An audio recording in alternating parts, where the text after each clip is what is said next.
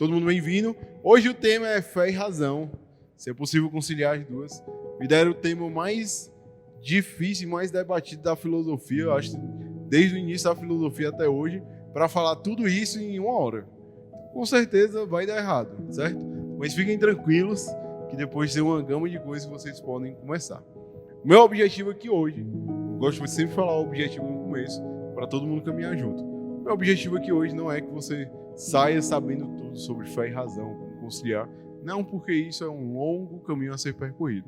Mas que você desperte um interesse sobre a matéria. Uma curiosidade ali sobre a matéria de, poxa, eu vou tentar trafegar e caminhar mais em cima desse caminho e tentar descobrir novas coisas, novas verdades em cima desse caminho. Então, eu sou um amante da filosofia, sempre gostei muito de filosofia, sempre gostei muito de estudar. Hoje estou me graduando em filosofia também, então sempre gostei muito desses temas difíceis, dessas coisas mais abstratas, então espero poder contribuir um pouco para vocês, né? E na filosofia a gente tem uma coisa que a gente diz que a filosofia ela desperta um espanto filosófico. O que é esse espanto filosófico? É aquela admiração genuína de você falar, poxa vida, algo novo se abriu no meu coração, algo novo se abriu na minha vida. Então, se vocês saírem daqui com esse desejo, essa curiosidade de, poxa vida, algo novo se abriu na minha vida, eu já me darei por satisfeito nesses 50 minutos que vamos viver junto aqui. E eu espero que seja muito engrandecedor para cada um de vocês. Da minha parte, pode ter certeza, eu irei me esforçar para dar meu melhor, ainda que falte muita coisa. E que vocês saiam daqui prontos para trilhar um caminho de curiosidade e de muito mistério a ser descoberto. Eu acho que esse é o ponto aí quando a gente vai entrar em fé e razão. Primeira coisa que eu queria falar sobre fé e razão é que a gente tem uma falsa impressão de que elas são conflitantes, né? De que são duas coisas que elas não andam juntas, porque uma puxa para um lado e a outra puxa para o outro. Como eu posso ter fé e ao mesmo tempo ser extremamente racional? Como eu posso ser extremamente racional e ao mesmo tempo ter fé? Enquanto isso, na verdade, é uma mentira que nasce lá na escola Alexandria, lá na Grécia, onde o pensamento lógico-racional ganha muita força, e aí ele vai caminhando com essa muita força nos estudos das ciências, né? E a filosofia, ela nada mais é do que a junção de duas palavras, chamado philos, que é e sofia. Philos é amor, que vem daquele amor filial do grego, e sofia é sabedoria. O amor à sabedoria, um amor à verdade. Então a filosofia, ela tem como missão, essa é uma palestra que fala muito sobre filosofia, porque é basicamente o que a filosofia faz, né? A filosofia tem como missão esse amor à verdade, esse interesse genuíno em descobrir a verdade. Se existe alguma verdade concreta que deve ser seguida, a filosofia tem interesse em saber o que é pelas vias racionais, não pelas vias abstratas, nada disso, não. Nós queremos algo palpável, algo concreto, algo real, que explique para nós o que é a verdade, o que é o bem, o que é o mal, o que são todas essas matérias. E aí é muito interessante, se você percorrer a via filosófica, você vai caminhar, tem um longo caminho pela frente, que eu pretendo encurtar esse caminho um pouco durante esse tempo, que nós vamos estar juntos. Esse amor à filosofia, à verdade, então ele começa a falar, poxa, parece então que fé e razão, eles começam a caminhar não distantes um do outro, não conflitantes um do outro, mas como uma tentativa de se criar uma massa uniforme, onde nós podamos falar sobre fé de uma maneira extremamente racional.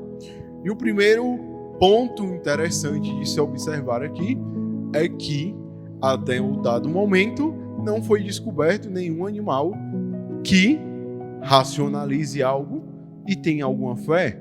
A gente não tem uma seita das vacas leiteiras que buscam a Deus, a gente não tem a seita dos cachorros agora, a junção dos cachorros de rua que buscam um Deus supremo, que buscam transcender uma realidade. Não temos nada disso. Por quê? Porque o ato de ter fé, o ato de buscar algo maior que justifique nossa existência, ele é um ato, obrigado pela água, ele é um ato 100% humano. Só nós, homens, conseguimos ter fé, conseguimos pensar em algo mais, em vida após a morte. Por quê? Porque nós somos seres dotados de razão. Então, isso já mostra aqui provavelmente fé e razão devem andar juntas. Porque nós não temos nenhum bicho. Qual é a nossa diferença para os animais? Basicamente, nós somos seres racionais. Os animais são seres irracionais. E irracionais, naturalmente, são sem razão. Então, nós possuímos uma razão na qual nos dá um âmbito de liberdade, no qual, nessa liberdade, nós podemos racionalizar e acreditar em algo maior ou não. Nós podemos racionalizar, inclusive, sobre o cachorro pode ter fé ou não. O cachorro, ele não consegue fazer esse mecanismo. Ele não consegue pensar sobre essas matérias. Ele é puramente instintivo. E nós não. Nós temos nossa parcela instintiva, mas para além disso, nós temos uma razão. Que essa razão guia a nossa vida. Que a gente, começa a pensar e decidir sobre várias coisas que os bichos não conseguem. Então, o próprio ato de ter fé, o próprio ato de acreditar em algo mais, já é um ato extremamente racional. Então, talvez a gente comece a pensar agora, talvez então, pela via da razão, eu consigo encontrar uma fé? Sim, muito provavelmente é isso. Elas não são excludentes, elas devem andar juntas. Uma deve dar suporte à outra, muito pelo contrário. Então você começa a pensar nessas matérias, você vai começar a ver, quer dizer então, para que eu tenha uma grande fé, qual é o pré-requisito? Eu tenho um grande conhecimento sobre Deus. Eu tenho um grande âmbito de experiências pessoais com Deus. E como é que eu vou adquirir isso? Você adquire isso através dos estudos, através dos testemunhos, através de pregações como essa que a gente está se disponibilizando a dar aqui, através de vivência, através de várias formas que você vai adquirindo esse conhecimento. E esse conhecimento, ele sempre vai trafegar pela via da razão. Mas o grande problema, que não é um problema, na verdade, a grande solução é que nossa razão não é capaz de abarcar tudo. Nós somos seres limitados ao mesmo tempo que somos racionais. Nós sabemos, inclusive, na nossa limitação carnal, onde a gente vai desembocar lá na morte, e a morte nos traz um grande constrangimento. Você vai pensar, será que a vida é isso mesmo? É passar por aqui, viver, criar, ter filhos, meu filho estudar numa boa escola, e aí meu filho vai crescer, vai ter filhos, eu vou ser avô, vou cuidar dos meus netos, e meus netos vão estudar numa boa escola, e aí eu vou dar um bom emprego, vou dar condições para minha família, e aí acabou. Será que a vida é só isso? Isso é uma limitação nossa. E eu acho engraçado que muita gente fala hoje sobre crenças limitantes, né? Você tem que vencer suas crenças limitantes. Mas se você vencer todas as suas crenças limitantes, você vai se matar, provavelmente. Porque são suas crenças limitantes que muitas vezes lhe deixam vivo. Você sabe que você não pode sair por aquela porta e se jogar a escada abaixo, porque provavelmente você vai ter uma série de lesões. E isso é uma limitação nossa. É diferente se eu jogar um pássaro do 10º andar, ele vai sair voando. Se eu me jogar, eu irei cair. Isso é uma limitação. E isso é uma crença. Eu tenho certeza que eu irei cair e morrer quando chegar lá. Então, nós temos que lidar com todo esse universo de limitações, e todo esse universo de tudo, mas pensar, será que existe algo para além disso? E essa questão formou inúmeras sociedades. E se nós pegarmos na história da fé e da razão, nós podemos ir lá atrás e encontrar Platão, por exemplo, onde Platão, que é discípulo de Sócrates, na verdade, ele começa a arranhar que talvez haja um bem supremo, onde esse bem supremo reúne todas as coisas.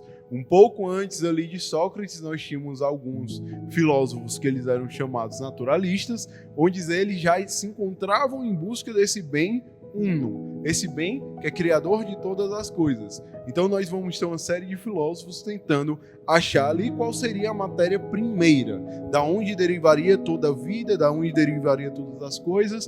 E aí nós vamos ter filósofos que acreditavam que a água era o bem primeiro, pois tudo era úmido, tudo vinha da água. Nós vamos ter filósofos que acreditavam que o fogo era o bem supremo, pois tudo vinha do fogo. E nós vamos ter esse movimento racional começando a acontecer, que lá na Grécia que nasce esse pensamento racional, que até então ele não havia tanto uma virada de chave para que as pessoas começassem a pensar de forma, poxa, há algo que rege tudo que nós estamos vivendo e que provavelmente nos leva para além disso.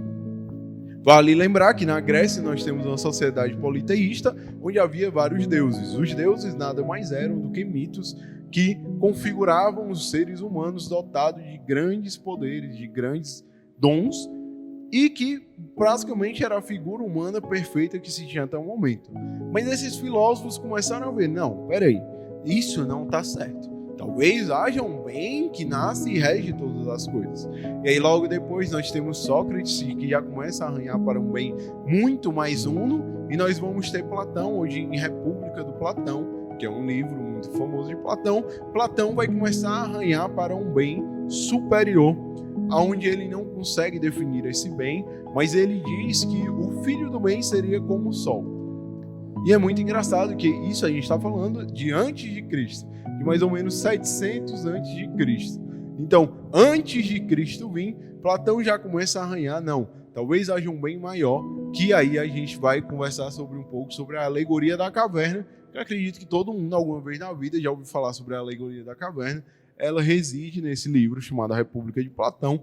E aí lá ele vai falar que o sol seria esse bem, aonde ilumina todas as coisas, aonde traz conhecimento de todas as coisas, e que sem ele a gente não conseguiria viver. E aí Platão começa a determinar sobre Deus, sobre que ainda não é Deus, sobre essa matéria superior, onde rege todo o bem, e nele reside todo o bem, não há nenhum mal. E ele não pode ser politeísta, ele tem que ser um ser uno, um ser íntegro 100% do início ao fim, para que dele nasça todo o bem, para que dele nasça todos os universos, e ele tem que ser completamente indivisível.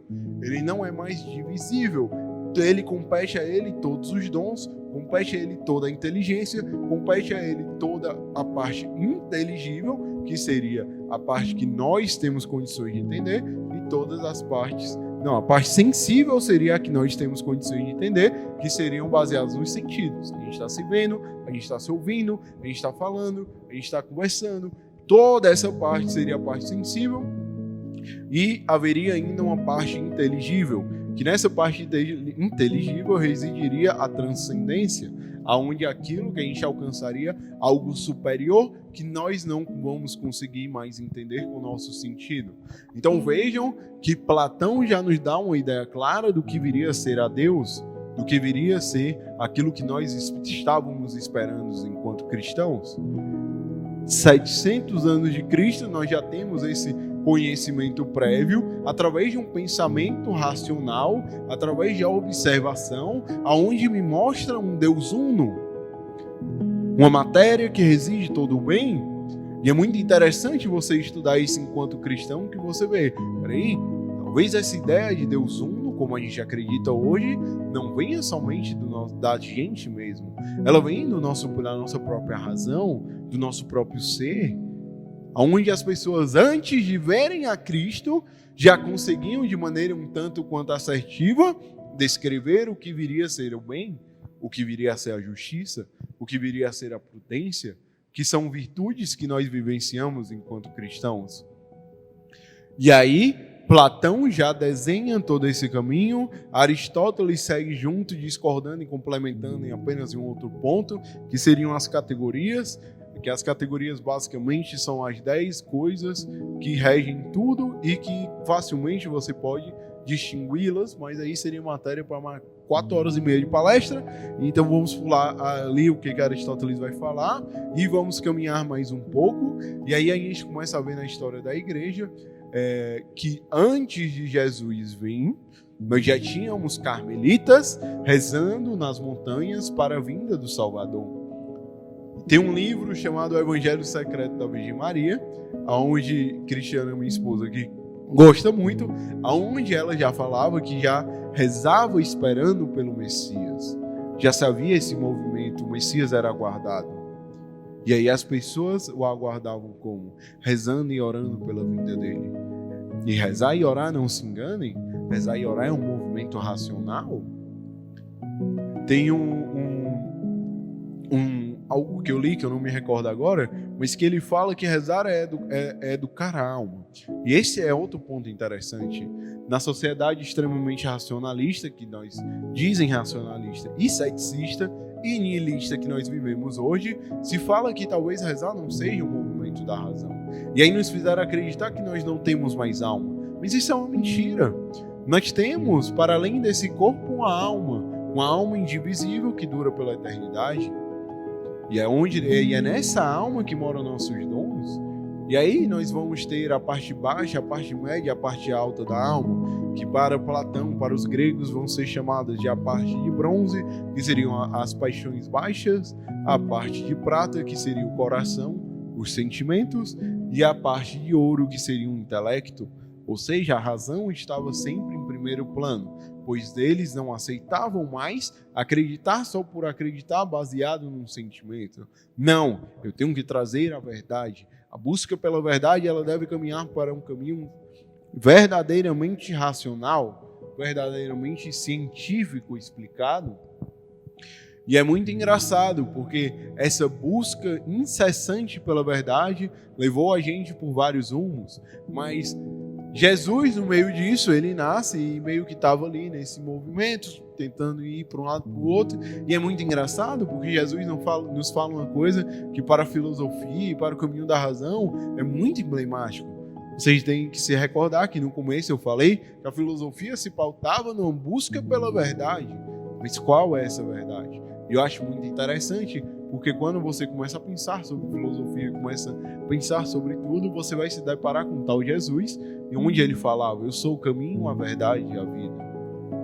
E aí ele poderia ter colocado várias palavras, mas coincidentemente ele fala justamente sobre a verdade. Justamente sobre a verdade.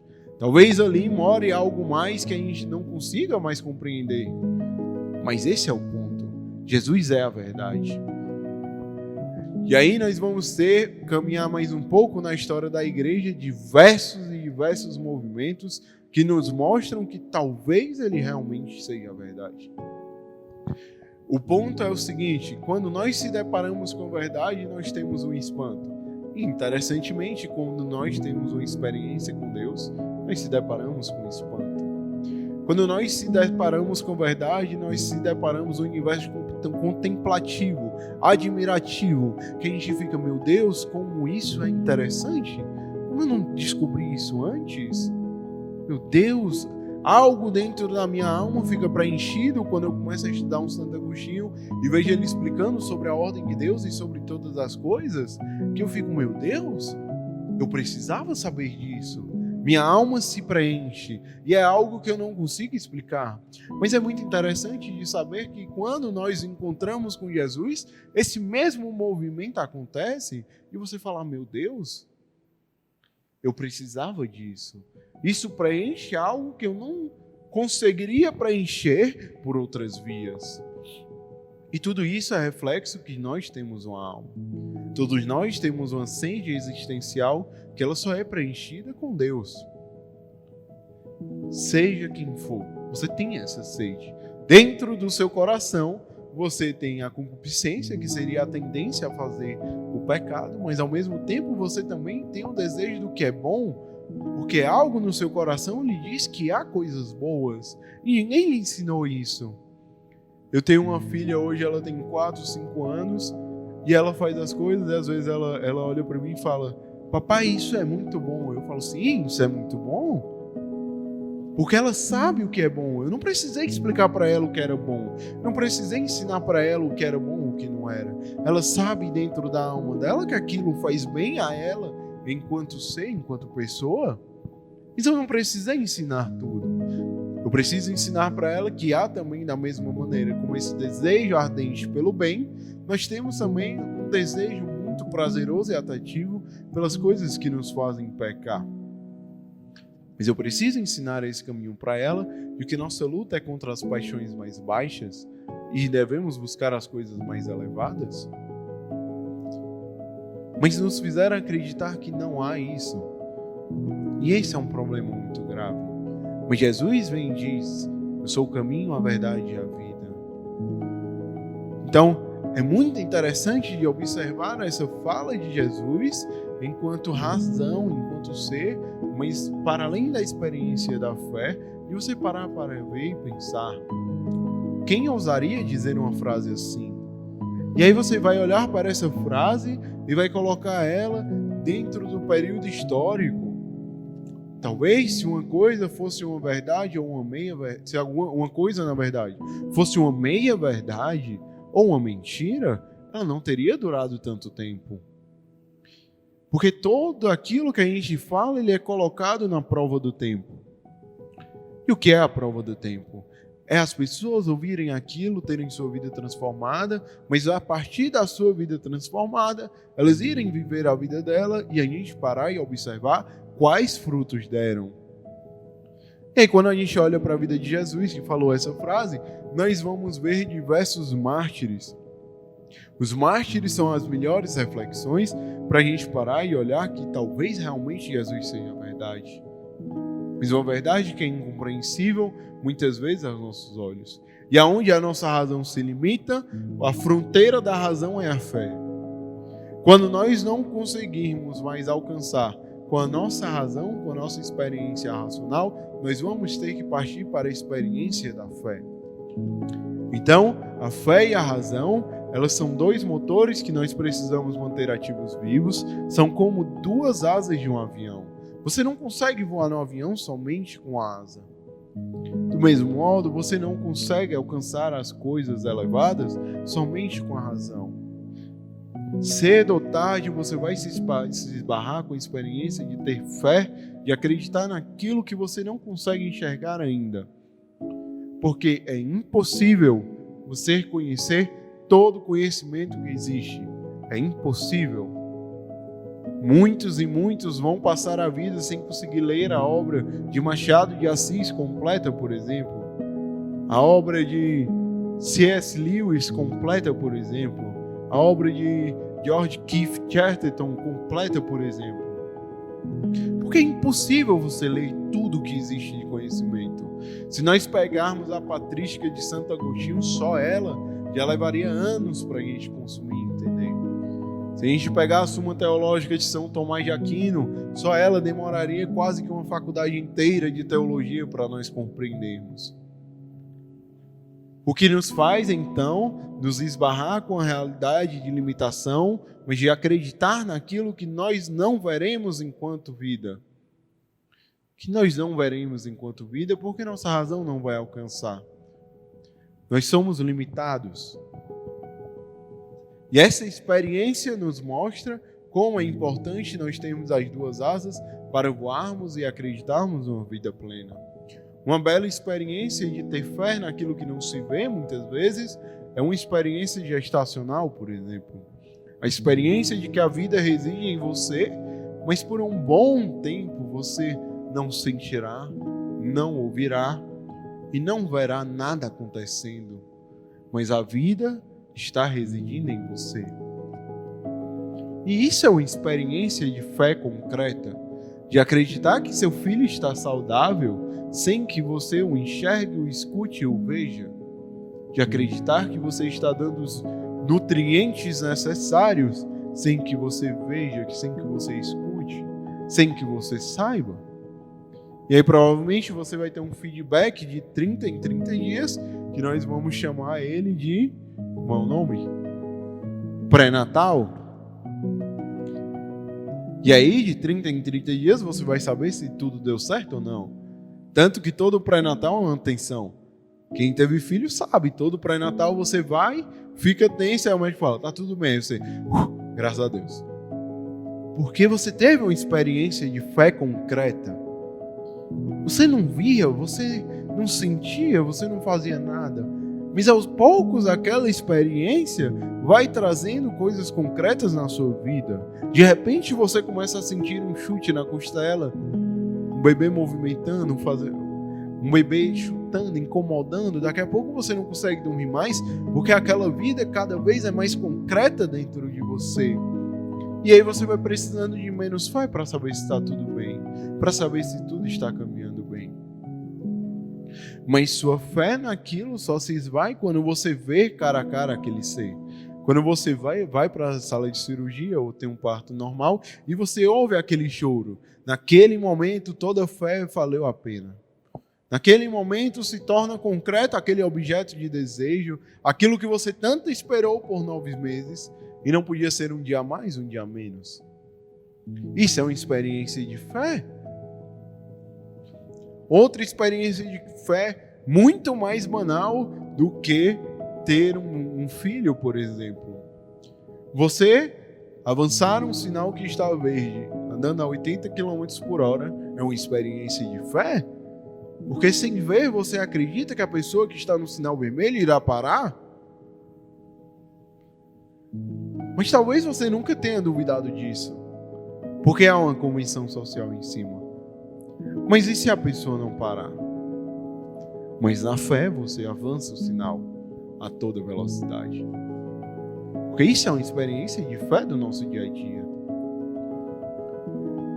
Mas para a gente alcançar uma experiência de fé mais profunda e mais concreta, e pode ter certeza, toda experiência de fé ela é concreta, real e palpável.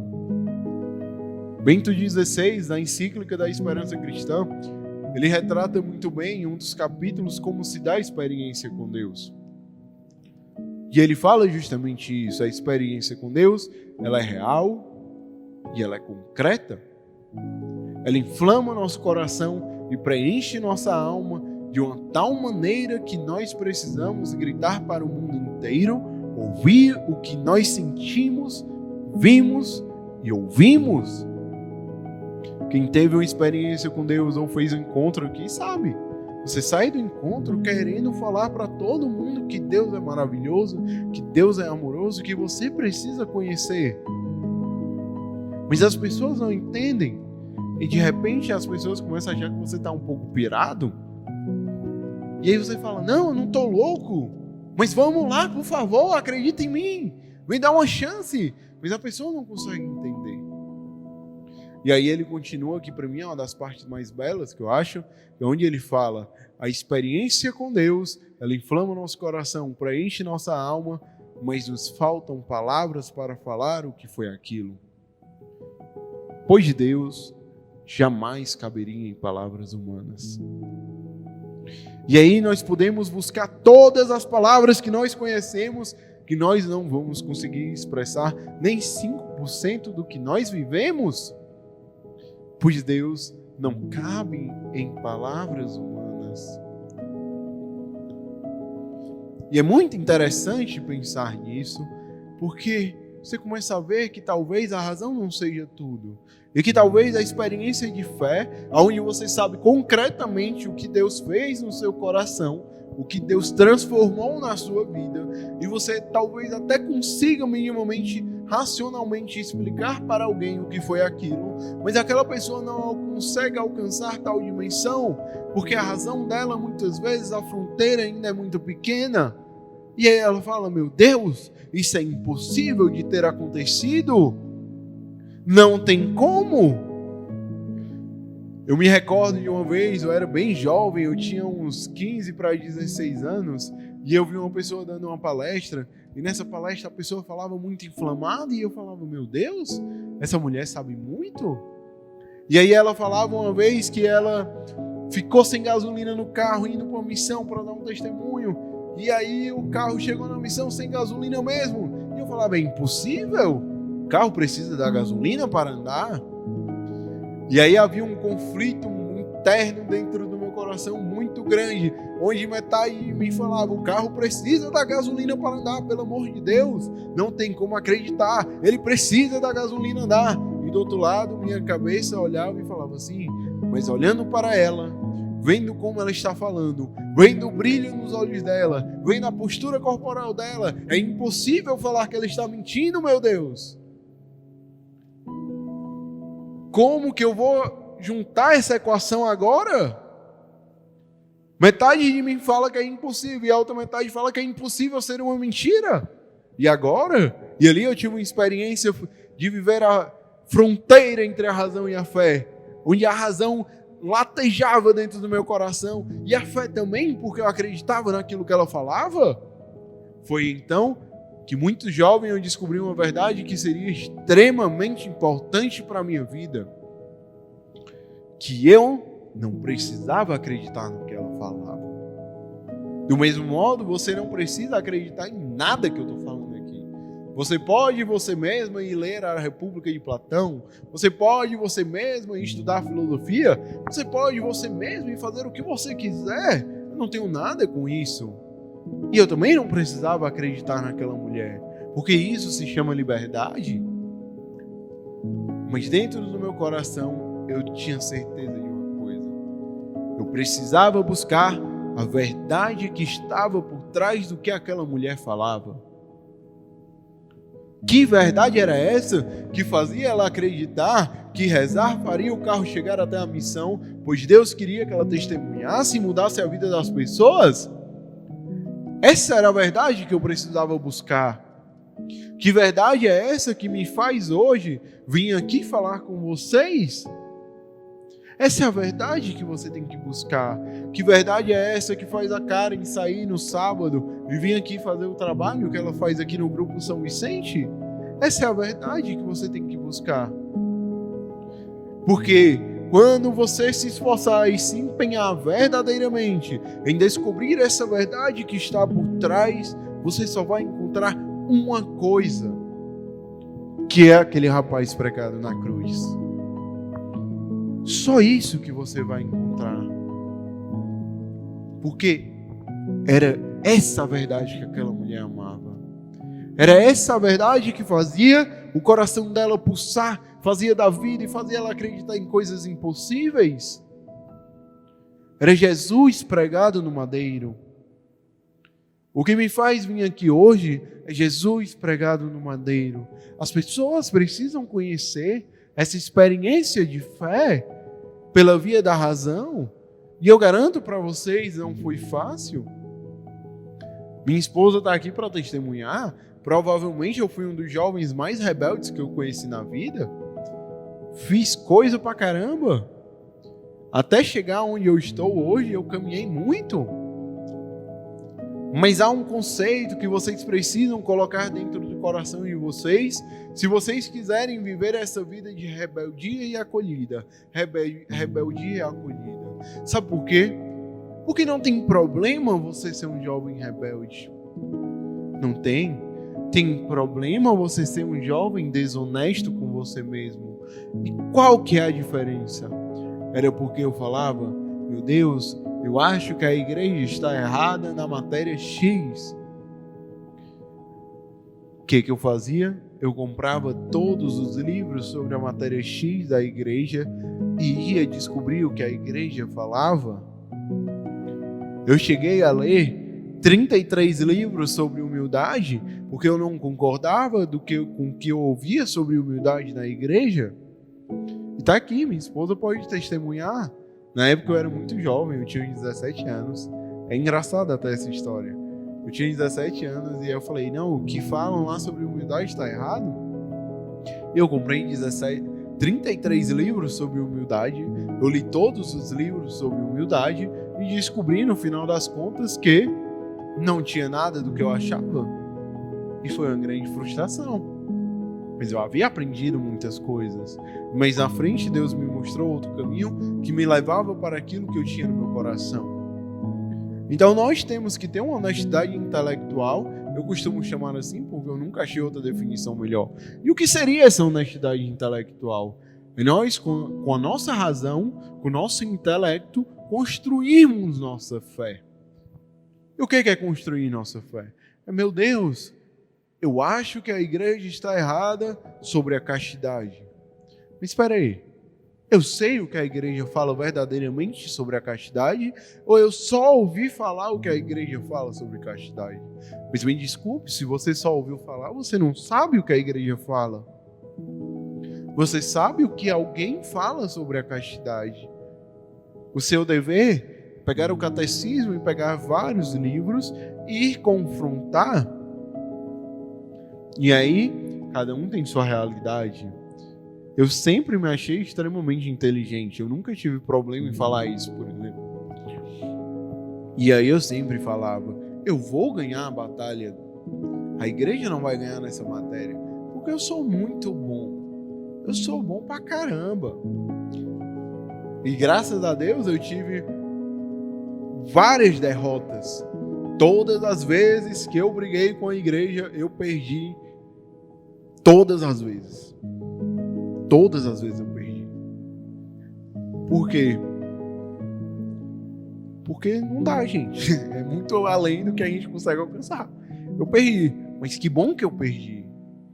Mas eu lembro que eu rezava, e eu rezava muito, porque eu era muito inquieto, gente. Pra mim estar no que eu tô hoje, Maria, muito chão eu andei. Mas eu era muito inquieto, muito inquieto. A pessoa falava, isso é assim. Eu falava, não é? Tá errado? Não é assim? Eu brigava e eu discutia e eu fazia de tudo. E aí, graças a Deus, eu perdi todas as batalhas. Mas a honestidade intelectual vem de se propor a entrar no combate com todas as suas armas e se propor estar pronto para perder e ser humilhado.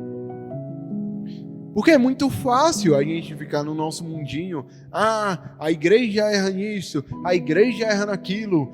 Eu acho que isso deveria ser assim, eu acho que isso deveria ser assado. Mas nunca, não parar nem 20 minutos para estudar a matéria. É muito fácil, é muito cômodo. A experiência de construir sua fé com a razão é o que os grandes santos fizeram. Eles não começaram acreditando em tudo, sabendo amar a Deus sobre todas as coisas o dia inteiro. Eles começaram amando a Deus um dia, errando 7. Daqui a pouco ele conseguia amar 2 dias. Daqui a pouco ele entrava num combate com Deus, num bom sentido, de buscar, Senhor, eu não entendo essa matéria. Mas eles tinham uma coisa que eu não tinha na época, que era a humildade de primeiro obedecer e depois entender. Eu não, primeiro eu fazia o que eu queria, depois eu entendia e obedecia. Não vá por esse caminho. Eu não compreendo, eu não entendo. Obedeça, que provavelmente vai ser melhor que para você. Depois você compreende. Eu desobedecia, fazia do meu jeito, estava tudo errado, prejudicava um monte de gente. Para então eu falar, poxa, eu acho que a igreja vai estar certa mesmo. Mas você não precisa fazer isso. A honestidade intelectual vem de colocar força no seu intelecto em busca da obediência. E não se enganem, o mais difícil da igreja, o mais difícil que a igreja vai lhe pedir, não é a fé, não é a experiência com Deus, não são momentos de orações longos. O mais difícil que a igreja vai lhe pedir, meu irmão, eu já falo aqui para você, e aí você já pode ir embora se você quiser, se não aguentar. O mais difícil que a igreja vai lhe pedir é a obediência. Obediência? Converse com qualquer religioso. Eu converso com muitos religiosos, porque hoje, atualmente, eu tenho um podcast católico e lá a gente conversa com vários religiosos, e eu sempre faço essa pergunta para ver se um dia eu consigo entender o tamanho da obediência que existe, que até hoje eu não entendi. Eu falo, padre, irmã, frei, qual é o mais difícil? É ser padre, irmão, frei, é viver a castidade, é saber teologia, é saber filosofia ou é ser obediente? É unanimidade? Todos falam, meu filho, saber filosofia e teologia, basta estudar. Você vai alcançar coisas elevadas. Ser padre, ser frei, ser tudo, não nos falta nada. Deus provém tudo para nós. E isso é verdade? Procure um padre que não tem onde almoçar no domingo. Você não consegue. Tente levar um padre para almoçar na sua casa. É extremamente desafiador, porque todo mundo chama o padre para almoçar. Porque Deus providencia. Então a pobreza não é o mais difícil. A castidade, meu filho, a gente nem lembra mais o que é isso. Porque a gente já vive isso há tanto tempo que a gente nem se recorda mais o que é. Mas a obediência, meu filho, a santa obediência, aí mora o desafio. Aí mora o desafio. Porque mexe com o nosso ser, o nosso existir, o nosso cerne, o nosso centro. É difícil ser obediente. É difícil no matrimônio, é difícil na sociedade, é difícil nos horários. Quem aqui se levanta no primeiro toque do despertador? Olha, tem uma pessoa. Quem aqui consegue acordar sem despertador? Aí, esse aí cai da cama, não tem como não. Esse aí cai da cama. Por quê? Porque é difícil ser obediente. Então, tudo isso nos mostra que nós podemos sim construir nossa fé pela via da razão, se nós formos honestos intelectualmente. O que é ser honesto intelectualmente? Gente, vocês não vão encontrar muitas pessoas que lhe ensinem muitas matérias na caminhada. Não vão? Porque poucas pessoas aguentam o labor do estudo. Você aguenta estudar 5 anos numa faculdade. Você aguenta 2 horas no Instagram rolando vídeos legais. Você aguenta 1 hora jogando bola com os amigos. Mas aguentar 1 hora rezando sobre aquilo que Deus nos pede, isso é para poucos. E Santo Agostinho nos fala, há verdades que são guardadas para poucos. Para poucos. Porque vai exigir labor intelectual, vai exigir força intelectual. E pode ter certeza, a força intelectual, ela é a mais frustrante e a mais desafiadora de todas. Não sei, eu espero que vocês um dia façam a experiência de ler um livro, por exemplo, como A Subida do Monte Carmelo, de São João da Cruz, onde ele explica as faculdades da alma e o que a gente precisa para alcançar coisas misteriosas e coisas muito elevadas, como Santa Chaga de São Padre Pio, como outras coisas. É fantástica a experiência. Você lê 100 páginas, a sensação é que você leu 2.000 e você entendeu 3. Você não entende absolutamente nada do que ele fala. Nada! O que é muito distante da nossa realidade comum. Mas qual que é o legal? É você parar e ler e falar, poxa, tem um caminho para mim chegar até esse entendimento do que ele fala. E de você ver, existem coisas que nós podemos descobrir, se assim o quisermos, mas que vai exigir uma força aqui muito grande. Vai exigir você ler, parar, pensar, a humildade de você falar, pelo amor de Deus, eu não entendi nada. Mas está escrito lá em português, filho. A frase bonitinha, não tem nada fora do canto. Mas você não entende. E aí você vai precisar de força, de brio, como o Cláudio de Barros vai falar, né? Você tem que ter brio, filho. Aquilo ali é para você, entendeu? É você que tem que entender aquilo ali. Por quê? Porque vai exigir de você esse caminho, essa experiência de fé, de falar, pelo amor de Deus, eu tenho que entender isso aqui, não é possível. E aí você vai começar a ver que pela razão você consegue construir uma grande fé.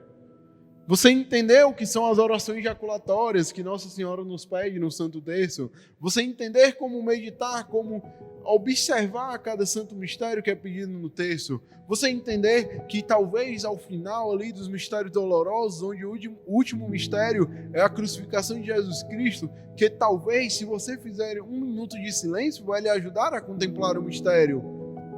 De entender quando ele foi pregado no madeiro e você fazer o exercício de fechar o olho, se concentrar, pensar no soldado, o soldado está lá em cima, você constrói essa imagem mental, você vê ele com prego e você agora fala, meu Deus, eu não quero ver ele com prego, ele vai pregar em ti, e você vai, é isso mesmo, ele vai pregar em ti, e ele vai lá e dá uma marretada, e você, Jesus fala, e você, meu Deus, entendeu? Esse exercício, ele é necessário, mas é através da razão que você vai conseguir fazer isso. Nós vivemos em um mundo frenético, um mundo extremamente veloz. Todo mundo fala, né? Devia ter 36 horas, agora 24 horas não dá mais. Faz um teste, uma experiência de fé. Tira o teu celular um dia. Tira a televisão um dia. Tira as distrações um dia. Acorda 5h50 da manhã, vê o sol nascer. Quando der 7h30 da manhã, você fala, meu Deus, o dia não acaba nunca? Meu Deus, como demora para chegar meio-dia? Meu Deus, dá tempo de... E nesse tempo, você já rezou o rosário, já lavou a louça, já cuidou do menino, já deu café da manhã, já tomou banho, se arrumou, saiu, comprou pão quente na padaria, voltou, já fez tudo isso e ainda são 7h30 da manhã. Porque o dia rende.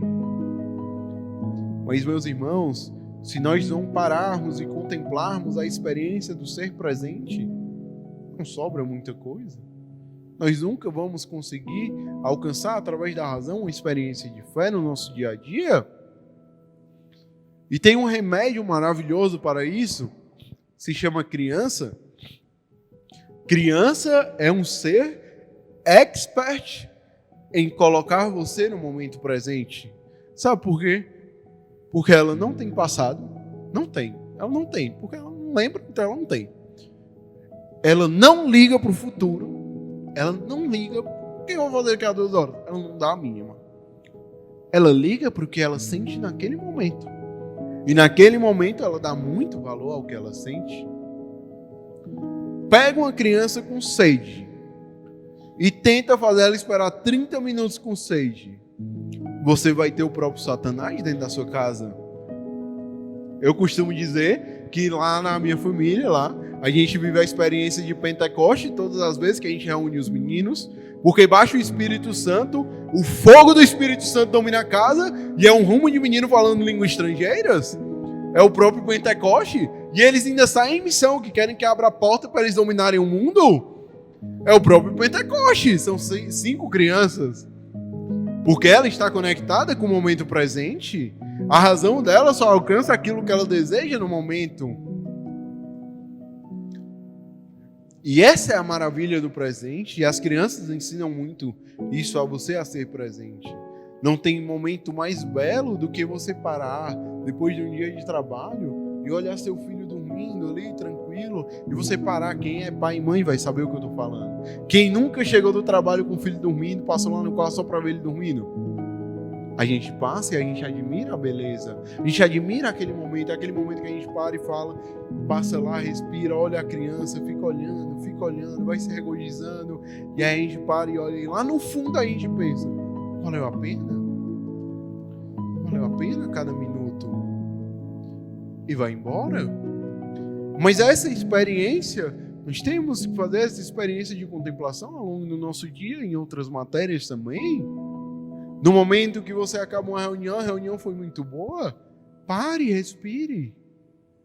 Viva aquele momento de êxtase de, poxa, hoje eu fui muito bem no meu trabalho, hoje eu fui muito bem no meu labor, hoje eu fiz o que deveria, hoje eu não procrastinei tanto. Se nós não pararmos e contemplarmos a existência da vida, ela passará por nós feito um trem. E eu detesto falar que a vida passa feito um trem, porque só me lembra a música da Ana Vilela lá, a vida é trem bala, parceiro, que pelo amor de Deus, deviam proibir dar violão para algumas pessoas, porque você nunca mais esquece o negócio, entra no fundo da sua alma, você chega lá em frente a São Pedro e fala, a vida é trem bala, parceiro. Deveria ser completamente proibido fazer essas coisas. Mas nós precisamos disso, nós precisamos parar, porque senão a vida passa e aí acabou tudo. E a gente não vai ter vivido. Então, a melhor via para você ter uma fé extremamente grandiosa, uma fé extremamente madura, me desculpe, mas não são os sentimentos, não são as experiências que nós temos com Deus ao longo da nossa caminhada. A melhor via é através da razão, através dos estudos, através do labor. Porque é nesse momento que nós vamos colocar maturidade na nossa fé. Uma fé madura é aquela que não depende mais de sentimentos. Eu não sou católico porque choro na missa todos os domingos. Eu sou católico, apostólico, romano, porque um dia Jesus me chamou pelo nome. E após esse chamado pelo nome, eu percorri um árduo caminho de conhecimento para que assim eu pudesse amadurecer minha fé, pudesse defender minha fé, que é outro papel extremamente necessário nos dias de hoje, e muito mais, pudesse amar, aprender a amar a Deus sobre todas as coisas. Como você vai amar a Deus sobre todas as coisas se não for uma experiência racional? Não tem como, meus amigos. Não tem como. A razão é a única via para uma fé madura. Como eu falava lá no início, A fé e a razão são como duas asas de um avião. Você precisará das duas para o seu voo, e não só de uma. E aí eu falo para quem está começando, se você está começando hoje, não se preocupe, Deus lhe chama da forma como você está hoje. Deus lhe chama como você está hoje. E aos poucos, você vai aprendendo a ser construído nas mãos do oleiro, como fala a palavra, e aí Deus vai aprendendo a lhe lapidar, a dar o grau aqui, a ajeitar ali e tudo. Mas eu falo para quem já tem uma caminhada maior, ou já começou há algum tempo, como alguns aqui, se você está exatamente, ou caminhou muito pouco, desde que você começou, apresse o passo, meu amigo, porque Deus é justo, Ele lhe cobrará também o intelecto, a razão, e você não pode negligenciar isso. Se você já tem mais de 3 anos de caminhada, e você ainda não domina os 7 sacramentos, por exemplo, meu irmão, acorde, você tem que estudar, você tem que buscar, porque Deus vai lhe cobrar isso na justa medida.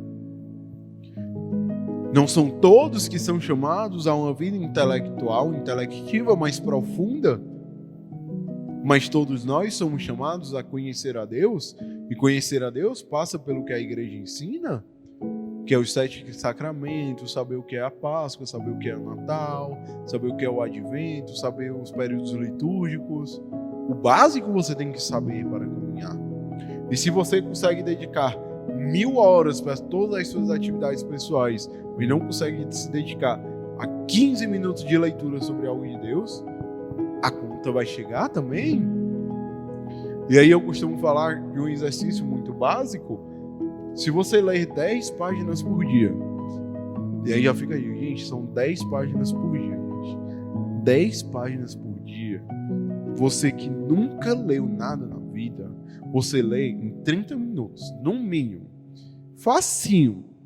Tranquilão, você lê em 30 minutos. 10 páginas por dia. 10 páginas por dia, ao final de uma semana, você vai ter lido 70 páginas. Ao final de um mês, 280. E ao final de um ano, você vai ter lido 3.600 páginas. A conta tá certa? Acho que tá. Se não, tá não. 10, 2, 800, vai dar 3.020, mais ou menos. 3.020 você tá dedicando ali 10 páginas por dia. 3.020 páginas você lê pelo menos 12 livros dentro de um ano. Desses 12 livros, você pode se dedicar ali 3 sobre Deus. Não vai doer e vai acrescentar muito na sua vida. E são 30 minutos, pessoal. Não é possível que a gente não consiga fazer isso. Se eu não consigo dedicar 30 minutos por dia para fazer algo que vai me fazer bem, o que eu vou conseguir nessa vida, não é mesmo? Então, o meu convite aqui a todos é que vocês sigam pela via da razão. Não abram mão das suas questões, não abram mão das suas dúvidas, mas sejam extremamente honestos intelectualmente. Discutam veementemente contra a igreja e se coloquem num campo de batalha em busca das respostas. Garanto a vocês, vocês perderão todas as batalhas, mas será a batalha mais nobre, a derrota mais nobre, porque quem vai vencer é Deus, não é você. E pouco a pouco você vai se formar um cristão cada vez melhor, pela via da razão, não pela via da emoção, onde muitos e muitos hoje buscam. É pela via da razão que nós devemos trafegar, sem abandonar nossa fé, mas buscando conhecer os argumentos que ela nos dá. Então, muito obrigado a vocês que dedicaram esse tempo para me ouvir aqui um pouco. Espero que tenham gostado e qualquer coisa é só seguir lá e perguntar, que a gente está à ordem para ajudar todos vocês. E é isso. Obrigado, pessoal.